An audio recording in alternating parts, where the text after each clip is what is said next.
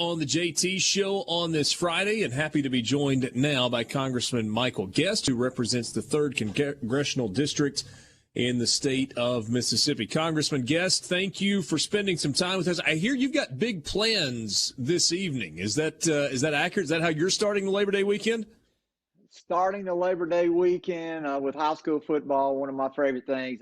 When JT was hosting the show, he and I, during all the commercial breaks, we would never talk politics. We would only talk high school football. Absolutely love it. Jaguar, me being a big Brandon Bulldog, we would often talk, and that game is actually tonight. Is at Madison Central. So I will be attending the Brandon-Madison Central game. I actually have the honor of getting able to flip the coin for the coin toss. So we're going to start off with high school football tonight. We're going to travel to Starkville tomorrow. We're going to watch Mississippi State and Louisiana Tech. And then I'm going to hunker down, watch some football Saturday night. And then Monday night, we'll watch the Rebels play Louisville. So exciting that Labor Day is here, exciting that college football is starting, and that we're now entering our second week of high school, public school football.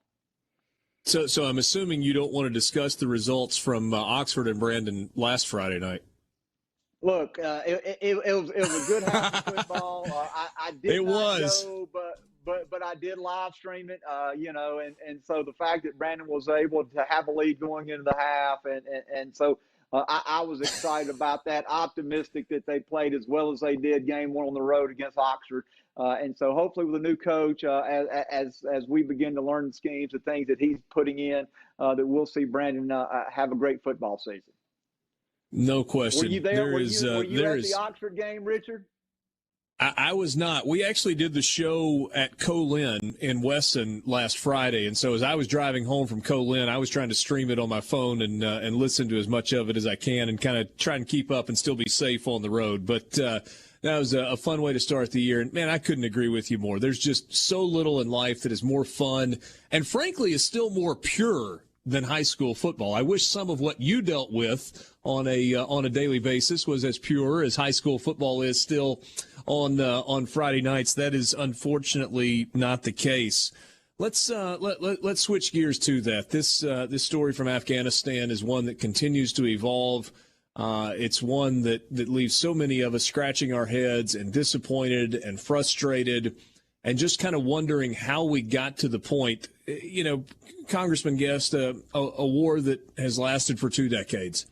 And I think most people would agree that, getting our troops home was something that probably needed to be done, was not going to be easy. But the way this happened, the way that it has unfolded, where we've left our allies, in a lot of cases, high and dry, where the effort to extract our people and our troops and our equipment and our allies has been bungled so badly.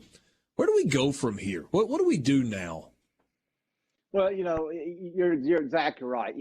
As all this was unfolding, we were getting multiple phone calls from individuals, particularly either current, but in many cases, former military officials who had served in Afghanistan. They still had individuals that they knew who were in country, individuals who had interpreted, individuals who had fought by their side, Afghan soldiers who were desperate to get out of the country. And so we were relaying as much information as we could to the State Department, trying to help as many individuals as possible leave the country before that August 31st deadline. And I think that was one thing that was so frustrating, I know, to me and to many other, both Republicans and Democrats, is that the administration could have extended that deadline, whether it be for days, whether it be for weeks, to allow us to get every American citizen out of the country that wanted to come home, and then also to allow us to extract our Afghan allies, who I think we owe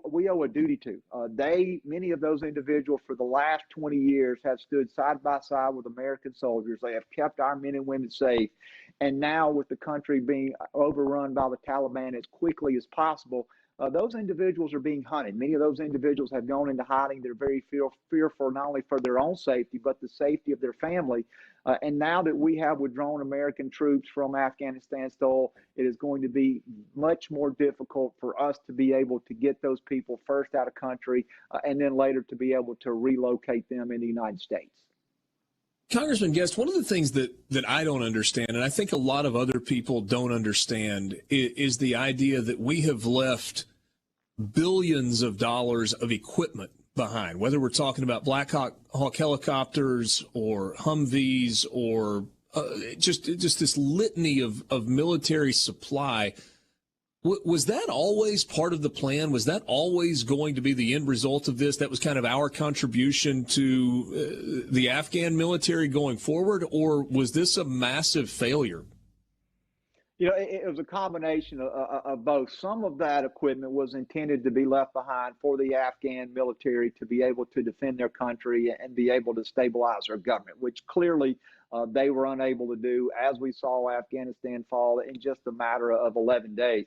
But much of the other equipment was American equipment that we were intending to bring home, but because we withdrew so quickly in the manner that we withdrew, we were unable to get that equipment back. You know, you're right. You know, you're talking about things such as Black Hawk helicopters, Humvees, night vision equipment, surveillance and communication equipment, M4s, M16s. And so, you know, we have left the Taliban and their Taliban military. We've left them first world military equipment when we pulled out as hastily as we did. And so I think that, you know, when you look at the totality of how we withdrew from Afghanistan, I don't think that there is any way that you could classify that as anything other than a complete failure. When you talk about first world military equipment, obviously the fact that we are leaving guns and vehicles and helicopters behind, that's one thing.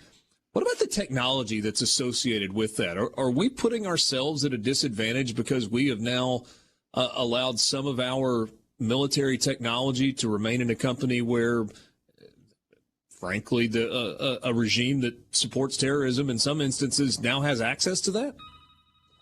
You know, I think clearly that Americans are less safe today than they have been within the last 20 years as far as threats coming out of Afghanistan. We are going to see many of these terrorist organizations. We're going to see them be able to reform. We're going to see them be able to use Afghanistan as a recruiting base, use Afghanistan as a training base. And so I think we all remember what happened 20 years ago next Saturday on the anniversary of 9/11, where we saw, you know, the North and South Tower of the World Trade Center struck by airlines. We saw the Pentagon struck, and then we saw United Airlines Flight 93 crash in Shanksville, Pennsylvania.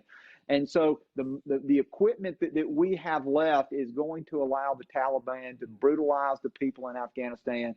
And some of the equipment that has been left, I believe that the Taliban is going to attempt to sell to China, to Iran, to North Korea, so that they can use that, and then they can take our equipment and they can retrofit that to what they're doing, and they can take that technology that we have and apply that to their military research.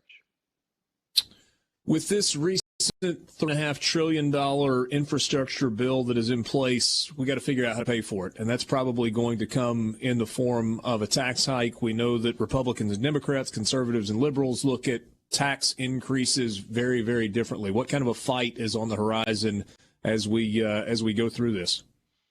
You know, I think we've got a substantial fight. The first fight we're going to see is within the Democratic Party itself, between the moderates and the progressives. The $3.5 trillion budget reconciliation process, the bill that is going to be a huge tax and spend bill, is going to be written exclusively by the Democrats. Republicans will have no input as far as what is the language within the bill. Now, ultimately, we'll have a vote, and we'll be able to vote in both the House and the Senate as to whether or not to accept that. At this point, I have heard no Republicans who say that they are willing to look at the bill and willing to support this. You know, we've got a $3.5 trillion bill that the Democrats are putting together. With that, they are going to have to raise taxes. They've talked about doing things such as raising individual income tax rates, raising corporate tax rates, raising the capital gain tax, raising the inheritance or estate tax.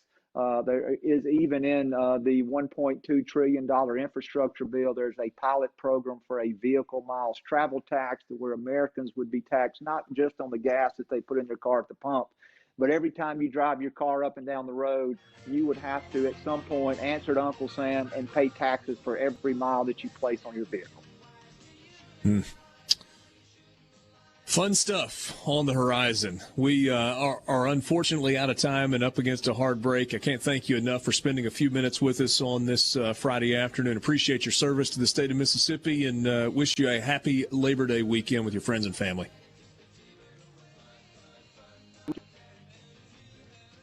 That is Congressman Michael Guest, who represents the 3rd Congressional District in the state of Mississippi, talking to us a little bit about the situation as we leave Afghanistan and perhaps some tax things that are on the horizon as well. Our thanks to Congressman Guest for joining us this afternoon. The JT Show rolls on right after this on SuperTalk Mississippi.